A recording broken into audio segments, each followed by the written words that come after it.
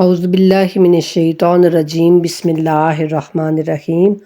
اللہم صلی علی محمد وآل محمد وبارک وسلم تسلیما۔ الحمدللہ حج کے ایام شروع ہونے والے ہیں۔ یہ وہ ایام ہیں کہ ہر مسلمان کا دل تڑپا جاتے ہیں۔ جو جا رہے ہوتے ہیں وہ تو وہاں پہنچنے کے لیے تڑپ رہے ہوتے ہیں، اور جو بیچارے نہیں جا رہے ہوتے ان کی بے چینی اور تڑپ ان کے آنسوں کے ذریعے بہہ رہی ہوتی ہے۔ اللہ سبحانہ تعالیٰ سے دعا ہے کہ ہر مسلمان کی قسمت میں حج بیت اللہ کم سے کم ایک بار ضرور لکھے۔ آمین الہی آمین۔ بے شک ہر مسلمان کی چاہت ہوتی ہے کہ وہ زندگی میں ایک بار ضرور اللہ کا گھر دیکھے، لیکن اس کے ساتھ ساتھ ہم سب کو اس کے متعلق آگاہی بھی ضرور کرنی چاہیے، یعنی حج کیا ہے، اس کا فلسفہ کیا ہے، اس کے آداب کیا ہیں، اللہ سبحانہ تعالیٰ نے اس میں ہمارے لیے کیا کیا فائدے رکھے ہیں، ان سب باتوں کا جاننا اور حج پر جانے سے پہلے جاننا ہر مسلمان کے لیے بہت ضروری ہے۔ اللہ سبحانہ تعالیٰ قرآن کریم کی سورہ مبارکہ آل عمران میں ارشاد فرماتے ہیں کہ ان اول بیت وضع للناس للذی ببکۃ مبارکا وہدی للعالمین فیہ آیات بینات مقام ابراہیم ومن دخلہ کان آمنا وللہ علی الناس حج البیت من استطاع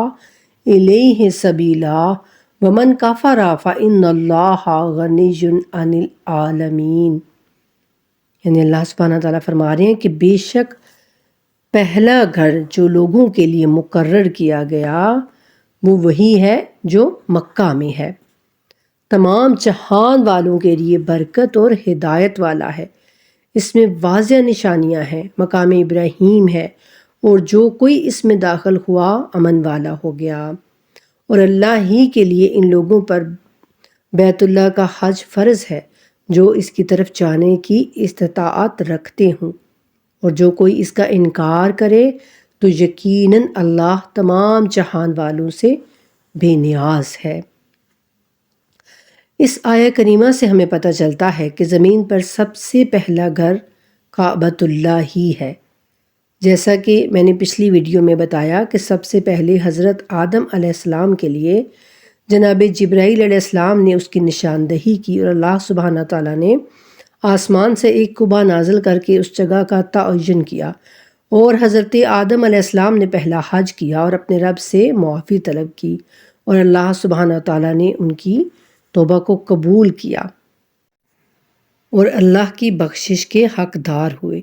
لیکن کیا اس کے بعد پھر اتنے انبیاء گزر جانے کے بعد حضرت ابراہیم علیہ السلام کو یہ شرف حاصل ہوا کہ انہوں نے اس گھر کی تعمیر نو کی اور حج بیت اللہ کیا؟ یعنی صرف اس کے بعد جناب آدم کے بعد جناب ابراہیم علیہ السلام نے اس گھر کا جو ہے وہ طواف کیا؟ تو ایسا نہیں ہے۔ اگر ہم تاریخ اٹھا کر دیکھتے ہیں تو ہمیں پتہ چلتا ہے کہ اس دنیا پر آنے والے ہر نبی نے اللہ کے گھر کا حج کیا۔ اس کے متعلق رسول اللہ صلی اللہ علیہ وآلہ وسلم کی بہت ساری احادیث ہمیں ملتی ہیں۔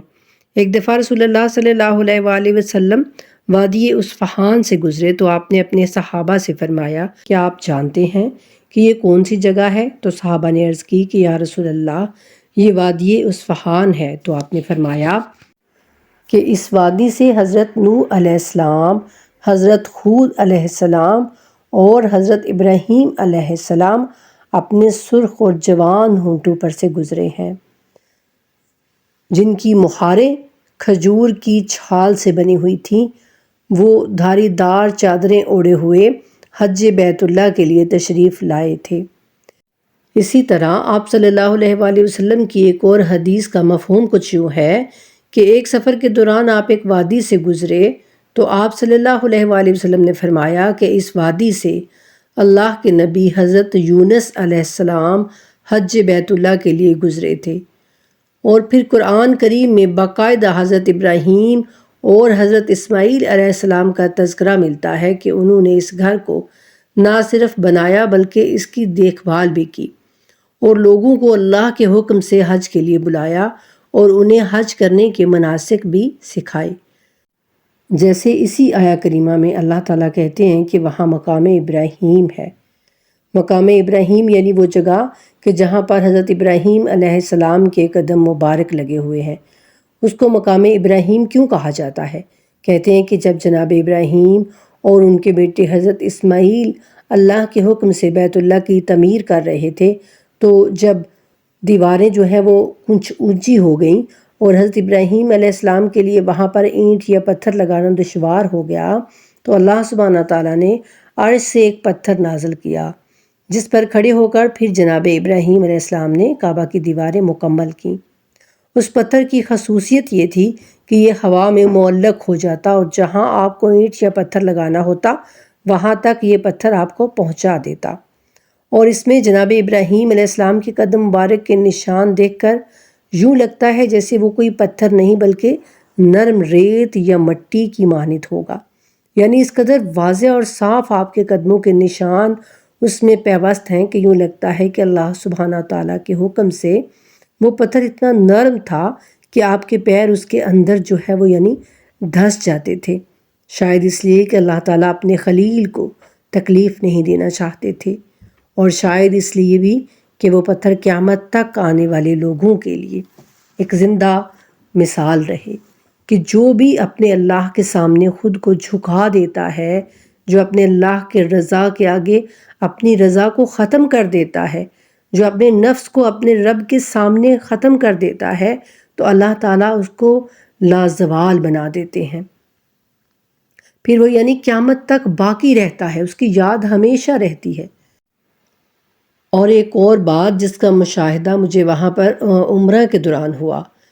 کہ جب بیت اللہ کے 7 چکر لگانے کے بعد 2 نفل پڑھنے ہوتے ہیں تو وہ بھی اسی جگہ پر پڑھے جاتے ہیں کہ جہاں پر وہ پتھر یعنی مقام ابراہیم نصب ہے، یعنی وہ نفل اس طرح سے ادا کرنے ہوتے ہیں کہ ہمارے اور کعبۃ اللہ کے درمیان مقام ابراہیم بھی آئے۔ اس کے پیچھے اللہ سبحانہ تعالیٰ کی کیا حکمت ہے یہ تو وہ رب ذوالجلال ہی بہتر جانتا ہے، لیکن جو مجھے محسوس ہوا تھا کہ شاید اللہ تعالیٰ اپنے پیارے بندوں کی تعظیم چاہتے ہیں کہ ہم ان کی نشانیوں کی عزت و اکرام کریں۔ اللہ آپ سب کو اس جگہ پر لے کر جائے تو آپ بھی اپنی آنکھوں سے دیکھیں کہ نماز تو ہم کعبہ کی طرف منہ کر کے ہی پڑھنی ہوتی ہے نا، ہم سب جو ہے وہ کعبۃ اللہ کی طرف ہی منہ کر کے نماز پڑھتے ہیں، تو وہ کعبہ کے ارد گرد چاروں طرف پڑھ سکتے ہیں، لیکن حکم اسی جگہ پڑھنے کا ہے جہاں سے آپ کے اور کعبہ کے درمیان میں مقام ابراہیم ہے۔ تو اس سے یہ بھی پتہ چلتا ہے کہ حج پر ہمیں بلوا کر اللہ اپنے پیارے بندوں کی نشانیاں ہمیں دکھانا چاہتا ہے کہ اپنے پرہیزگار بندوں سے اللہ کی اس قدر محبت دیکھ کر ہمارا بھی دل کرے کہ ہم بھی اپنے رب کے فرما بردار بندے بن جائیں، اس کی نافرمانیوں سے بچ جائیں اور اس کے متقی بندے بن کر اپنے رب کے قرب اور اس کی رحمت و محبت کے حقدار بن جائیں۔ اور پھر یہ آیت میں اللہ تعالیٰ اہل کتاب کو بتا رہے ہیں اس آیہ کریمہ میں کہ تم جو اپنے آپ کو حضرت ابراہیم علیہ السلام کی اولاد تصور کرتے ہو، یعنی یہود، وہ کہتے تھے کہ ہم جناب ابراہیم کی اولاد میں سے ہیں، تو پھر اللہ ان کو بتا رہے ہیں کہ تم اپنے آپ کو ابراہیم علیہ السلام کی اولاد تصور کرتے ہو، پھر کعبہ کو قبلہ ماننے پر بھی تیار نہیں ہو،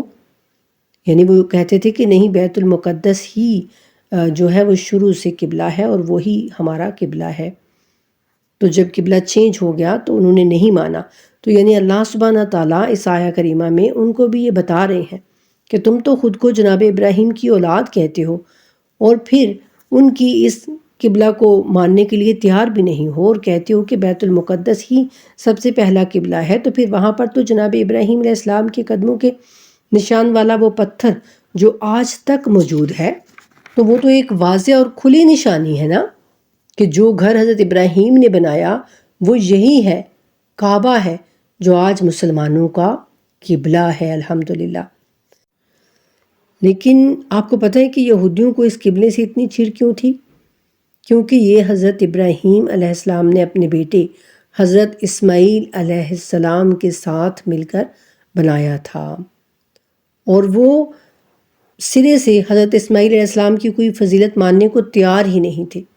بلکہ وہ یہاں تک کہتے ہیں کہ قربانی بھی حضرت اسماعیل علیہ السلام کی نہیں بلکہ حضرت اسحاق علیہ السلام کی ہوئی تھی۔ وہ تمام کی تمام فضیلتیں حضرت اسحاق علیہ السلام کے لیے لکھتے ہیں کیونکہ وہ ان کی جد ہیں، یعنی یہودی اپنی نسبت حضرت اسحاق علیہ السلام سے جوڑتے ہیں، اور چونکہ حضرت محمد مصطفیٰ صلی اللہ علیہ وآلہ وسلم کو اللہ سبحانہ وتعالیٰ نے حضرت اسماعیل علیہ السلام کے خاندان سے پیدا کیا، تو بس یہیں سے ان کی جو دشمنی ہے وہ حضرت محمد مصطفیٰ صلی اللہ علیہ وآلہ وسلم کے ساتھ ہو گئی۔ یعنی وہ یہ چاہتے تھے کہ جو آخری نبی ہے وہ بھی حضرت اسحاق علیہ السلام کے خاندان سے آئے۔ بس یہ بغض، کینہ اور حسد ان کے اندر اس قدر یعنی جگہ پکڑ گیا کہ پھر انہیں کچھ پتہ ہی نہیں چلتا تھا کہ اللہ تعالیٰ ہم سے کیا کہنا چاہ رہے ہیں، اللہ کیا فرما رہے ہیں۔ وہ جانتے بوجھتے ہوئے بھی رسول اللہ پر ایمان نہیں لا رہے تھے، تو اللہ تعالیٰ نے ان کی اس ضد و رنا کی وجہ سے پھر قبلہ بھی کعبہ کو بنا دیا۔ بے شک پہلے دن سے ہی کعبہ جو ہے وہی قبلہ تھا، لیکن ممکن ہے کہ جو اتنا عرصہ بیچ میں بیت المقدس قبلہ رہا اور پھر حضرت اسماعیل علیہ السلام کے خاندان سے نبوت یعنی آخری نبی ظاہر ہونے پر قبلہ بھی تبدیل ہوا، تو اللہ تعالیٰ نے یہودیوں کو ان کے غرور اور تکبر کی سزا دی کہ جن فضیلتوں پر تم صرف اپنا حق سمجھتے ہو وہ سب اب میں تم سے چھین لوں گا اگر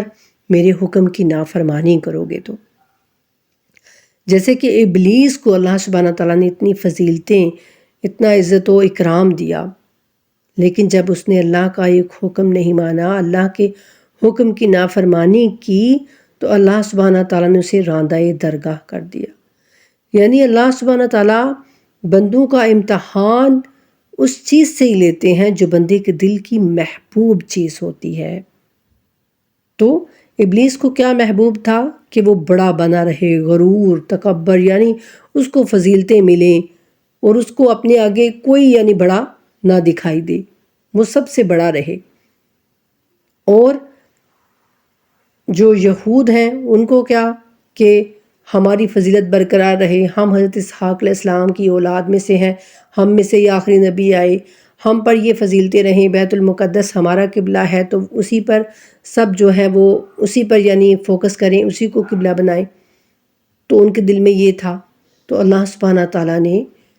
جو بھی انسان کے اندر محبوب ہوتا ہے نا اور غرور اور تکبر ہوتا ہے، اللہ تعالیٰ کو وہ سخت ناپسند ہوتا ہے۔ اللہ تعالیٰ ہم سب کو اس مصیبت سے، اس غرور اور تکبر سے نجات دیں۔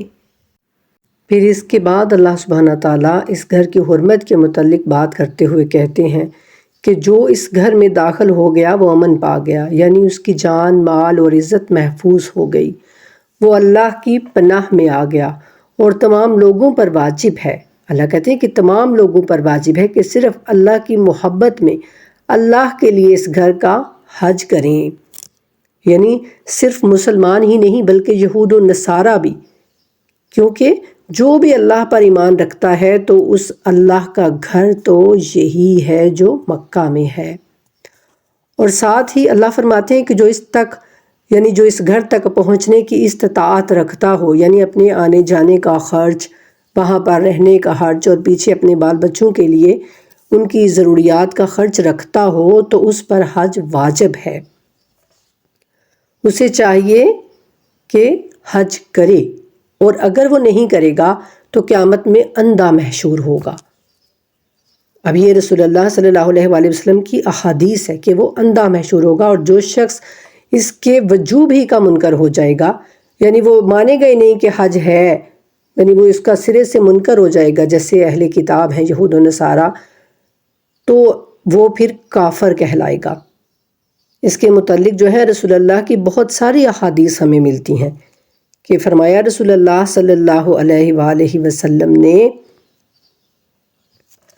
کہ جو بغیر حج کیے مر جائے اور کوئی ضرورت ایسی نہ ہو جو اسے حج سے روکے، یعنی مال بھی رکھتا ہو، طاقت بھی ہو، بیمار وغیرہ نہ ہو، اور نہ ہی کوئی ایسا ظالم بادشاہ ہو جو اسے روکے، تو پھر اگر وہ پھر بھی یعنی حج نہ کرے تو وہ یہودی و نصرانی کی موت مرے گا، یعنی وہ یہودی یا عیسائی مرے گا، استغفر اللہ۔ یعنی جو بھی استطاعت و قدرت کے باوجود جان بوجھ کر حج نہیں کرے گا، ٹال مٹول کرتا رہے گا اپنی زندگی میں، تو وہ قیامت میں اندھا محشور ہوگا اور یہود و نصارہ کے ساتھ اٹھے گا۔ پھر اسی آیہ کریمہ میں اللہ سبحانہ تعالیٰ فرماتے ہیں آخر میں کہ اللہ سارے جہان سے بے پرواہ ہے، یعنی جو بھی اللہ کی نافرمانی کرے گا تو اللہ بھی اس کی کوئی پرواہ نہیں کرے گا، پھر چاہے وہ جہنم میں چیختا چلاتا رہے، اللہ سبحانہ تعالیٰ اس کی کوئی پرواہ نہیں کریں گے، قیامت میں اس کی کوئی بات نہیں سنیں گے۔ اللہ تعالیٰ ہم سب کو معاف فرمائیں اور تمام امت محمدیہ کو حج کی سعادت نصیب فرمائیں، آمین۔ اچھا جی، اب یہاں تک تو شاید آپ سب جو ہیں انہوں نے پہلے بھی یہ ساری باتیں سنی ہوں اور آپ کو ان سب باتوں کا علم بھی ہو، لیکن جو بات اب میں آپ سے کرنا چاہتی ہوں وہ شاید آپ نے پہلے نہیں سنی ہوگی، تو آپ سب سے گزارش ہے کہ میری بات کو غور سے سنیں، توجہ سے سنیں، اور جو اللہ سبحانہ تعالیٰ فرماتے ہیں کہ قرآن کی آیات میں غور و فکر کرو، اس سے نصیحت حاصل کرو، اس میں تدبر کرو، ان میں تمہارے لیے مثالیں ہیں، اور پھر اللہ کہتے ہیں کہ ہر طرح کی مثال میں نے تمہارے لیے قرآن میں رکھ دی ہے۔ تو ہم نے، اللہ کہتے ہیں کہ تمام قسم کی مثالیں ہم نے ان کے لیے رکھ دی ہیں جو عقل والے ہیں، جو عقل سے کام لیتے ہیں۔ تو ذرا سوچئے اور حج کے ہر رکن کے فلسفے کو سمجھنے کی کوشش کیجیے۔ جیسا کہ میں نے آپ سے کہا کہ طواف کے بعد جو 2 نفل ہم ادا کرتے ہیں وہ جگہ وہیں پر ادا کرنے ہوتے ہیں جہاں پر مقام ابراہیم نصب ہے،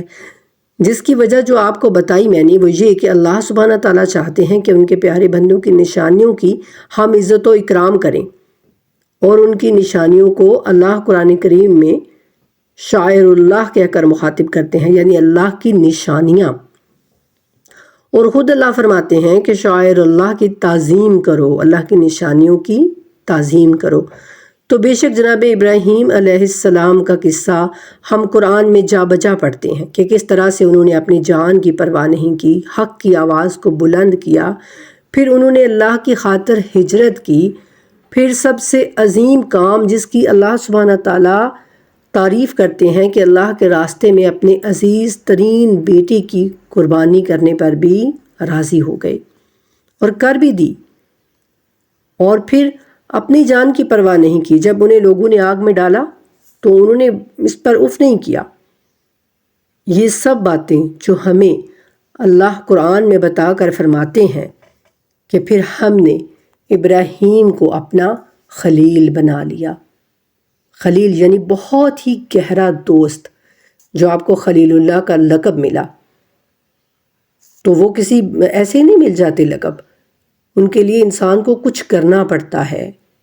محنت کرنا پڑتی ہے، اللہ کی خاطر سب کچھ قربان کرنا پڑتا ہے، اللہ کی خاطر اپنے نفس کو مارنا پڑتا ہے،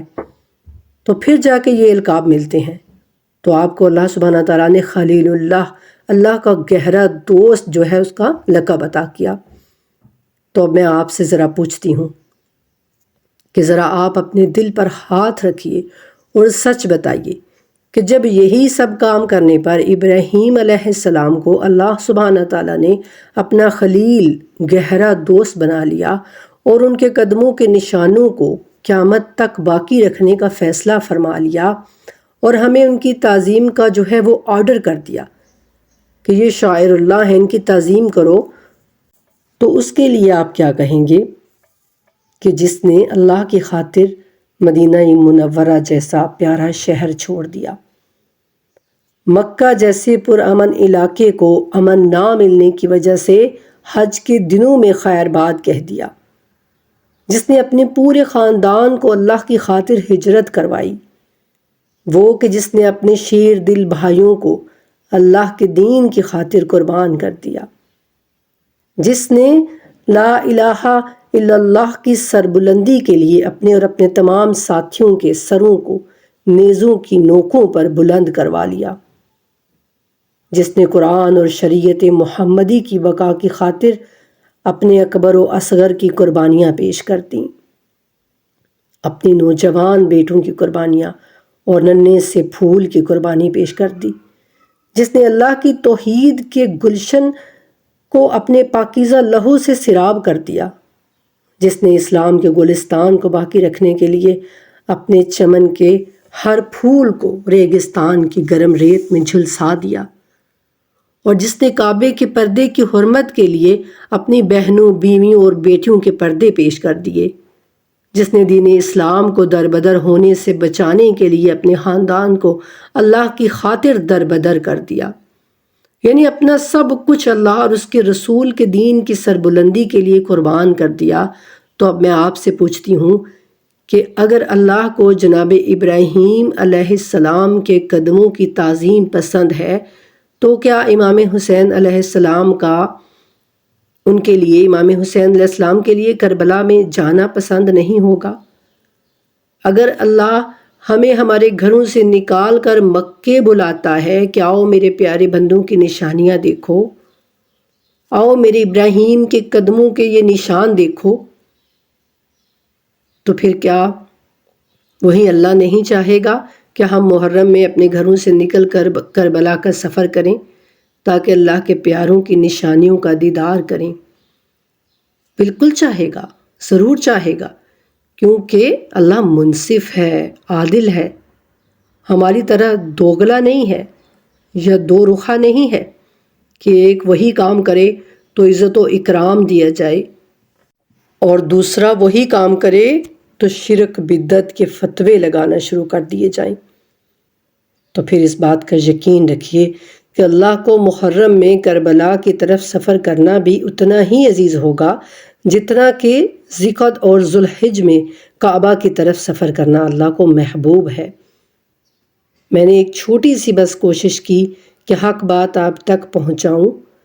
اللہ ہم سب کو حق سمجھنے کی اور پھر حق پر ڈٹ جانے کی توفیق عطا کرے۔ لیکن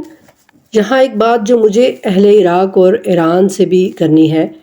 کہ جب مجھے وہاں جانا نصیب ہوا تو جو میں نے دیکھا کہ ایران والے حضرت امام رضا علیہ السلام کے روزے پر بڑے بڑے ڈھول قسم کا میوزک بجاتے ہیں۔ میں نہیں جانتی کہ اس کے پیچھے ان کا کیا لاجک ہے، لیکن میں اتنا جانتی ہوں کہ اللہ سبحانہ تعالیٰ نے مشرکوں کو منع کیا تھا کہ جب وہ کعبہ کے پاس تالیاں اور سیٹیاں بجاتے تھے، اور پھر نجف میں بھی خوشی کے موقع پر جو ہے وہ حضرت امام علی علیہ السلام کے روزے پر بھی لوگ تالیاں بجاتے ہوئے داخل ہوتے ہیں۔ میرے خیال سے تو ایسی باتوں سے پرہیز کرنا چاہیے جس کی وجہ سے بندے جو ہیں اس طرف جانا ہی چھوڑ دیں۔ اور پھر جو میں نے یہ دیکھا کہ عراق اور ایران اور بلکہ جگہ جگہ پر جو ہے وہ حضرت علی علیہ السلام، حضرت امام حسین علیہ السلام اور حضرت عباس کی تصویریں لگی ہوتی ہیں اور پھر وہ پھٹ بھی چکی ہوتی ہیں، تو اس طرح بھی میرے خیال سے تو ائمہ علیہ السلام کی توہین سی محسوس ہوتی ہے۔ اور پھر یہ بھی کہ یہ تو خیر دونوں طرف ہی ہوتا ہے۔ جو میں نے یہ دیکھا کہ جو مجھے قرآن کی بڑی توہین لگتی ہے وہ یہ کہ مکہ، مدینہ، عراق، ایران اور نجف ہر جگہ پر قرآن کریم کی وہ تعظیم نہیں کی جاتی جو ہمارے ہاں یعنی پاکستان میں کی جاتی ہے۔ وہاں پر قرآن کو وہیں پر رکھ دیا جاتا ہے جہاں ہم بیٹھے ہوتے ہیں، یعنی قالین وغیرہ پر ہی۔ یعنی اگر کوئی قرآن کی تلاوت کر رہا ہے اور نماز کا ٹائم ہو گیا ہے تو وہیں نیچے قرآن پاک کو رکھ کر لوگ نماز پڑھنا شروع کر دیتے ہیں۔ اور سعودی عرب میں تو میرے ساتھ ایک عربی عورت بیٹھی ہوئی تھی، اس کے پاس چھوٹا سا بیگ تھا جس میں اکثر لوگ جو ہے وہ اپنے جوتے وغیرہ رکھ لیتے ہیں وہاں پر، تو جو ہی نماز کا ٹائم ہوا تو اس نے اسی بیگ پر قرآن کریم کو رکھنا چاہا، تو میں نے اس کے ہاتھ سے وہ قرآن کریم جو ہے وہ پکڑ لیا اور اشارہ کیا کہ یہاں نہ رکھے، تو اس نے بڑے عجیب انداز سے جو ہے نا منہ بسورا اور کاندھے اچکائے۔ مجھے برا تو بہت لگا، لیکن مجھے ان کی زبان جو ہے وہ نہیں آتی تھی تو اس وجہ سے میں اس کو کچھ نہیں بول سکی۔ جبکہ اللہ سبحانہ تعالیٰ تو قرآن میں کہتے ہیں نا کہ بغیر طہارت، بغیر وضو کے قرآن کو مت چھوؤ، یعنی اس کو ہاتھ تک بھی مت لگاؤ بغیر وضو کے، بغیر طہارت کے۔ تو پھر وہاں جو قالین پڑے ہوتے ہیں وہاں پر تو ظاہر ہے سب چلتے پھرتے ہیں، سب کے پاؤں آتے ہیں، پھر سب اس پر بیٹھتے ہیں، تو وہ مجھے تو یہ بات بڑی عجیب لگی لیکن حیرت کی بات ہے کہ یہ سب ممالک میں ہوتا ہے، مکہ میں بھی، مدینہ میں بھی، ایران میں بھی، عراق میں بھی، نجف میں بھی. یعنی اس چیز کو جو ہے قرآن کو یعنی کہ اس طرح سے وہ لوگ بس رکھ دیتے ہیں. میں تو نہیں سمجھتی کہ اس کے پیچھے ان کی کیا لاجک ہے، کیا ان کا ذہن ہے، کیا ان کے دماغ میں بات ہے. تو بس بہرحال مجھے تو یہ سب باتیں اچھی نہیں لگیں تو میں نے آپ لوگوں کے ساتھ شیئر کر دیں. لیکن جو ہے علماء کرام جو ہے وہ زیادہ اس کے بارے میں بہتر سمجھتے ہیں، وہ زیادہ ظاہر ہے وہ زیادہ علم رکھتے ہیں، ان کو زیادہ پتہ ہے، تو اس کے بارے میں وہ زیادہ بتا سکتے ہیں. تو میں تو آخر میں صرف یہ آپ سے کہنا چاہوں گی کہ قرآن کو قرآن سمجھ کر پڑھیں، اسے سمجھیں اور بس پھر اس کے مطابق اپنے عقیدے بنائیں، فرقوں سے نکلیں. ٹھیک ہے نا، فرقوں سے نکلیں اور حق کی جانب اپنے قدم بڑھائیں. جس فرقے کی جو بھی بات آپ کو اچھی لگتی ہے اور وہ قرآن و سنت کے مطابق لگتی ہے آپ کو، تو آپ اس کو اپنا لیں. اور جو بھی بات آپ کو قرآن و سنت کے خلاف لگتی ہے، چاہے وہ آپ کے اپنے فرقے میں موجود ہے، یعنی آپ جس بھی مسلک سے، آپ جس بھی فرقے کے ساتھ تعلق رکھ رہے ہیں، تو اگر وہ آپ کو اچھی نہیں لگتی، اگر آپ کو وہ قرآن و سنت کے خلاف لگتی ہے نا، تو خدا را آپ اس کو چھوڑ دیں، اور جو بات آپ کو قرآن و سنت کے مطابق لگتی ہے اس کو آپ اپنا لیں. ویڈیو اگر آپ کو پسند آتی ہے، کوئی بھی بات اگر آپ کو اس میں سے پسند آ رہی ہے، تو پلیز آپ اس کو اپنے جاننے والوں کے ساتھ، اپنے سہیلیوں کے ساتھ، دوستوں کے ساتھ ضرور شیئر کیا کیجئے، اور چینل کو سبسکرائب کیا کیجئے اگر آپ کو کچھ اچھا لگتا ہے تو. ٹھیک ہے، تو یہ آپ پر ڈیپینڈ کرتا ہے آپ کو جو ہے وہ باتیں کیسی لگتی ہیں. قرآن کی کلاسز ہو رہی ہیں ترجمہ اور تفسیر کی، آپ اس کو جوائن کریں، اپنے گھر کی بچیوں کو، اپنے گھر کی بیٹیوں کو، بہنوں کو اس طرف لے کے آئیں. اللہ سبحانہ تعالیٰ ہم سب کا پڑھنا پڑھانا جو ہے وہ اپنی بارگاہ میں قبول کریں، آپ کا سننا قبول کریں، اور اللہ تعالیٰ ہم سب کو اس قرآن کو اچھے طریقے سے سمجھنے کی، جس طرح سے اللہ تعالیٰ چاہتے ہیں اس طرح سے سمجھنے کے اللہ تعالیٰ ہم سب کو توفیق دیں. وما علینا الا البلاغ المبین. اللہم صلی علی محمد وآل محمد وعجل فرجہم وفرجنا بہم برحمتک یا ارحم الراحمین. آمین الہی آمین.